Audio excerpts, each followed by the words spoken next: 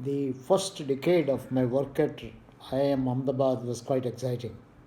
I've done a lot of research. The most important part of this work to mention is the Jawaja project. I was fortunate to join in IIM in 1973 as a member of not only the organizational behavior area but also the education systems unit started by Uday Parikh and Ravi Mathai. So there were only three faculty available at that time. And we wanted to work with a university, a state department of education, a school, and a college. These were four different levels at which we wanted to operate. It was at this point of time I happened to be, along with Uday Parikh and Ravi Mathai, attend a meeting at the National Institute of Educational Administration. This was it was NIPA. It was actually called as Asian Institute of Educational Planning and Administration. Later, it became the National Institute. We were attending. Three of us were attending a meeting organized by UNESCO. It was at this point of time we happened to meet Anil Bodia, who was Joint Secretary in Education at the time, and also Chitra Naik. Dr. J.P. Naik also happened to be around. So Ravi Mathai spoke to Anil and expressed our interest in working with the state government. Immediately in Connaught Circus, a meeting was arranged. J.P. Naik, Chitra Naik, Anil Bodia, Uday Parikh, Ravi Mathai, and myself to plan about how we can help streamline the education management in any state government. It was at this point of time Chitra Naik offered us to work with Maharashtra government. She was Director of Education, I think, at that time. This was 1975, early 1975. But Bodia said there is a high power committee report in Rajasthan, which was headed by the Minister for Education. And the report made a lot of diagnosis of the things happening in Rajasthan, particularly in terms of school enrollment, which is falling school enrollment, and girl child's education, and a whole lot of other kind of things. So he said, why don't you help Rajasthan government in implementing? A diagnosis already been made, a report is already there. Help the Rajasthan government in implementing this particular kind of a report. So all of us agreed, and we decided that we will pick up Rajasthan as a project. So we were constituted as a committee of educational innovations in Rajasthan, and ICSSR provided to Professor Mathai and the team a grant of 50,000 rupees, which we used for next 3 years for our travel and stay in largely in Jaipur and Ajmer. So when we looked at the report, we discovered that there were many educational problems. This report primarily dealt with the primary and secondary education. I think the pressing problems are no different than today, but I think in those days the only magnitude was different. The most important problem was school dropouts. A large number of children who were enrolled in primary first standard didn't complete up to fifth, and those who enrolled and managed it up to fifth did not complete beyond seventh or eighth standard. So there was a high school dropout rate. Number two, school enrollment was very pathetic. Particularly the girl child enrollment was pathetic, and there were also higher number of dropouts in girl children. So the objective, of course, was to therefore to improve school enrollment and also improve education of girl child and things like that. So we said if we have to do this, first we'll have to study the education department itself. So we went to Jaipur, met the entire education department. Mr. Indrajit Khanna, who later, of course, held many positions in both in education development and in the central government and so on, was at that time the director of education. The director of education was based in Bikaner, and whenever we had meetings he had to travel to Jaipur, and we used to meet him and also meet all the other members. At that time, one R.S. Kumat was the collector of Ajmer district. We decided that we will study some of the districts, and we picked up Ajmer district as a district for implementing the high power committee report on education. But if you have to implement the report, first you have to understand. So our stage one was to diagnose the education department itself. What is the role education administrators can play in ensuring that school dropouts can be reduced, enrollment increases, and many schools are located at the right kind of places and things like that. So we started interviewing the director, joint directors of education, deputy directors of education, some of the district educational officers located in Jaipur and Ajmer. And to our surprise, when we interviewed them, we discovered that the educational administrators had very little time to look at the issues that were outlined in the high power committee report.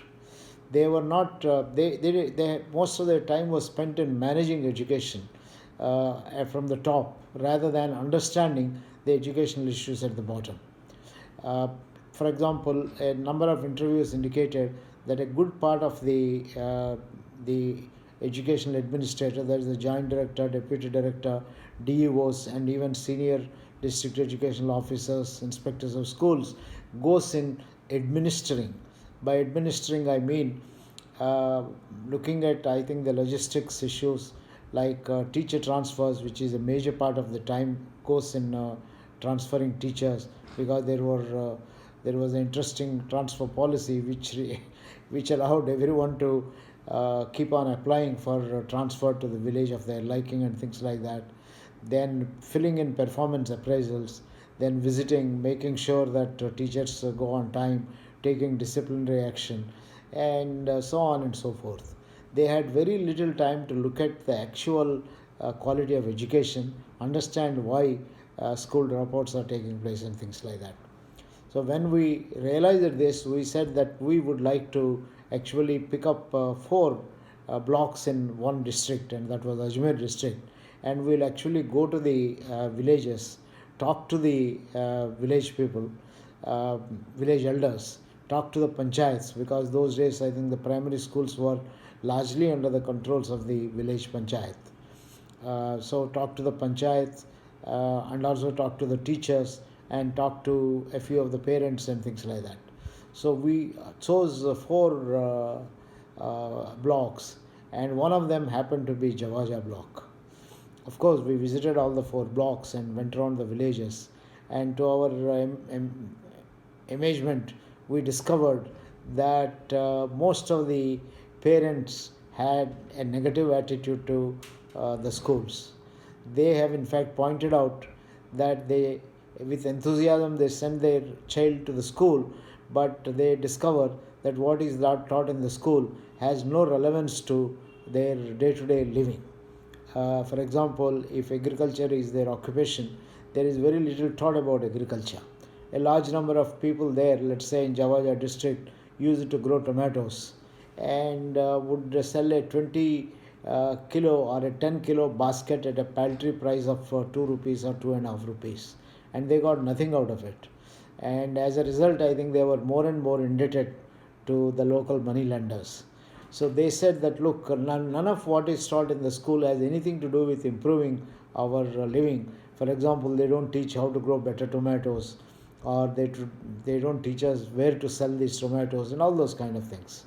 Similarly, I think there were a group of weavers who formed a cooperative, and they were weaving traditional clothes. And these cooperatives, practically, I think at some point of time, the government has given them some subsidized looms, and the looms were lying defunct, because most of these fellows only made sarees, and then after some time there is no market for sarees. So the cooperative societies that got started as Weavers Cooperative Society, I think stopped existing. So they took us to some of the places where the looms were located and the pathetic condition in which these looms were. Then we also observed that some of them had a lot of sheep, and then they would cut the wool of the sheep and sell it to the local merchants in Biawar. And the same merchants, we discovered, export these wool after a little bit of processing to other countries. So the the people who look after the sheep and cut wool, etc., were not taught how to maybe do something with the wool, maybe weave carpets and things of that nature and so on. Similarly, we identified some 26 different resources in the villages as we traveled in these villages, and some of these identification also came from the villagers. Then we came up with the idea that if there is so much of resources available in the villages, I think the curriculum should focus on helping the children to understand these resources and convert them into economic benefits. That means we should link education with economic activity. So for that we need to generate economic activity. So we started working with the education department there and started generating a lot of economic activities. For example, I think Ravi got in touch with, Ravi was associated with NID. He got NID students to come to Jawaja and work with the weavers and help them to design better kind of products. So that is how I think weaving of carpets in Jawaja came into existence. Similarly, there were people who were taking almost about 3 months of time to tan the leather and ultimately make only chappal and then sell at a very ordinary kind of price. So Ravi got in touch with Central Leather Research Institute, got some experts to come and train them in processing of heats in about 3 weeks' time. So they were taught processing. NID went and taught them how to make different kind of products, that is the leather bags and a totally different kind of varieties which can be seen now if you visit Jawaja Leather Workers Association or AAZ, AAZ on the net. You will find this is the Alliance Artisans Alliance Jawaja, AAJ. You will find a number of products exhibited there. So I think our contribution at this point of time was working with generating economic activities and creating value addition, and at the end of it transferring this to the education system so that the education system can take over whatever we are doing. Little did we realize at that point of time the education system was not geared to any of these kind of things. So this project went on for about 3 years. All that the education department could do is to sometimes help work with us to educate the local farmers on how to grow better tomatoes, how to open a bank account, and how to sell these tomatoes to better kind of agencies in Delhi, which of course also was a bit of a failure because we didn't realize what a local money lender could do in terms of weaning back the farmers from whatever systems we have created to the local money lenders and so on.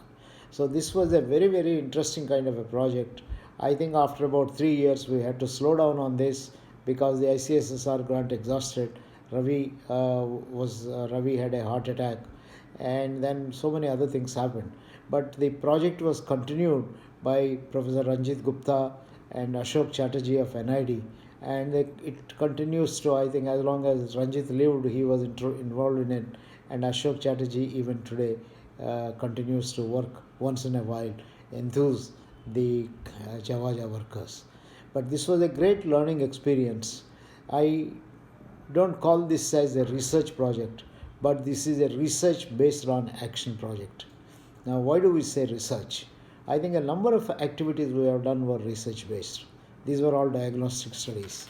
This includes diagnosing the management systems in education, diagnosing the rural attitudes, rural people attitude toward education system, diagnosing the curriculum, experimenting with a large number of workshops, and documenting the entire process of